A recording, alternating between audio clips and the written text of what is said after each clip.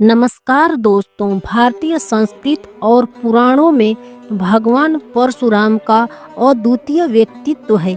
ये केवल क्रोध और प्रतिशोध के प्रतीक नहीं, बल्कि कर्तव्य, परायणता और तपस्या का आदर्श भी है।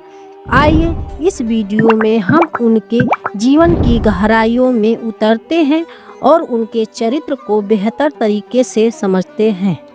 परशुराम का जन्म एक विशेष उद्देश्य के लिए हुआ था। उनके पिता जमदग्नि ऋषि थे, जो अपनी तपस्या और यज्ञों के लिए प्रसिद्ध थे। उनकी माता रेणुका अपनी पतिव्रता और सेवा के लिए जानी जाती थी। परशुराम का जन्म धरती पर धर्म की स्थापना और अधर्म के नाश के लिए हुआ था। उनका असली नाम राम था, लेकिन शिव से प्राप्त अमोघ परशु के कारण वे परशुराम कहलाए। विष्णु के 10 अवतारों में से छठा अवतार परशुराम जी का था, जो वामन एवं रामचंद्र के मध्य में गिने जाते हैं। जमदग्नि के पुत्र होने के कारण ये जामदग्नि भी कहे गए। उनकी मां जल का कलश लेकर भरने के लिए नदी पर गई। वहां चित्ररथ अप्सराओं के साथ जल क्रीड़ा कर रहा था। उसे देखने में रेणुका इतनी तन्मय हो गई कि जल लाने में विलंब हो गया तथा यज्ञ का समय व्यतीत हो गया। उनकी मानसिक स्थिति समझकर परशुराम के पिता जमदग्नि ने क्रोध के आवेश में अपने चारों पुत्रों को उनका वध करने के लिए कहा। परशुराम के अतिरिक्त कोई भी तैयार नहीं हुआ। अतः जमदग्नि ऋषि ने सबको संज्ञाहीन कर दिया। परशुराम ने पिता की आज्ञा मानकर माता का सिर काट डाला। पिता ने प्रसन्न होकर वर मांगने के लिए कहा। भगवान विष्णु अवतार परशुराम ने कहा, मुझे 4 वर चाहिए। माता फिर से जीवित हो जाएं, उन्हें मरने का याद बिल्कुल न रहे, भाई चेतना युक्त हो जाएं और मैं परमायु हो जाऊं। जमदग्नि ऋषि ने उन्हें चारों वरदान दे दिए। दुर्वासा ऋषि की भांति परशुराम भी अपने क्रोधित स्वभाव के लिए विख्यात हैं। कार्तिक वीर अर्जुन के कारण दोस्तों परशुराम के जीवन में अगला मोड़ आया। सहस्त्रबाहु कार्तिकवीर ने उनकी अनुपस्थिति में उनके आश्रम को नष्ट कर दिया। जब परशुराम लौटे तो उन्होंने अपने पिता का अपमान देखा। परशुराम जी का क्रोध चरम पर पहुंच गया और उन्होंने सहस्त्रबाहु को युद्ध में परास्त कर उनकी सहस्त्र भुजाओं को काट दिया। लेकिन कहानी यहीं खत्म नहीं हुई।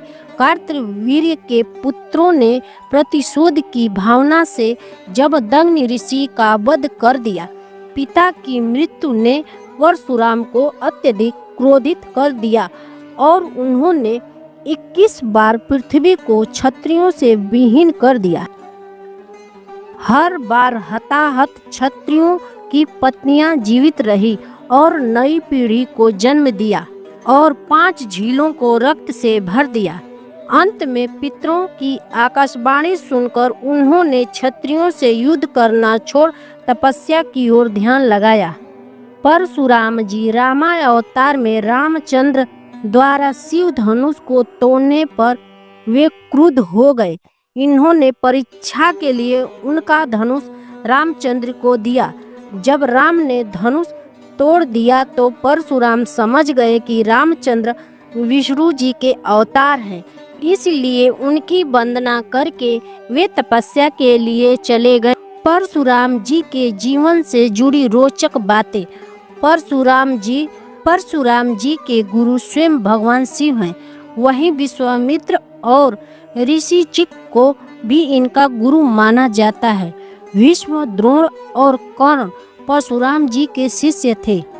परशुराम जी ने भगवान राम को सारंग नाम का धनुष दिया था और भगवान कृष्ण ने सुदर्शन चक्र।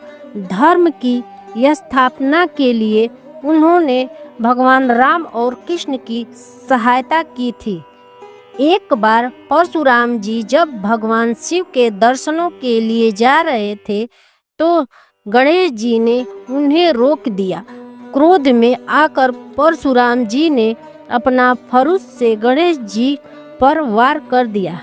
वार के आघात से गणेश जी का एक दांत टूट गया। तभी से श्री गणेश जी एक दंत कहलाने लगे। परशुराम जी ने यह भी मानी है वंशियों का पृथ्वी पर से 21 बार विनाश किया था, जबकि आम धारणा यह है कि परशुराम जी ने समस्त क्षत्रियों का नाश किया था। ये बात गलत है। परशुराम जी की शत्रुता है वंशियों से ही थी। दोस्तों, विष्णु अवतार होने पर भी क्यों नहीं परशुराम जी की पूजा की जाती है? परशुराम जी को सप्त चिरंजीवों में से एक माना जाता है, जबकि विष्णु भगवान के अन्य सभी अवतार पृथ्वी लोक से जा चुके हैं।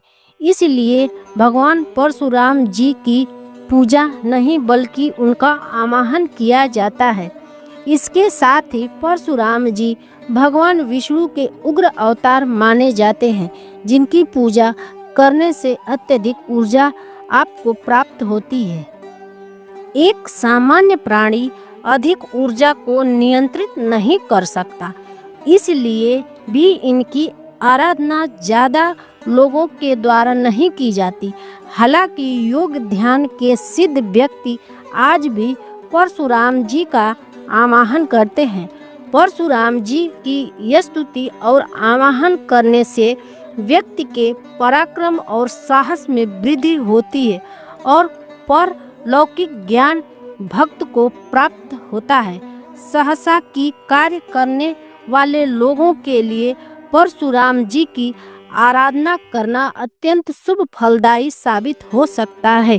परशुराम जी केवल एक योद्धा नहीं थे, बल्कि धर्म, न्याय और कर्तव्य के प्रतीक थे।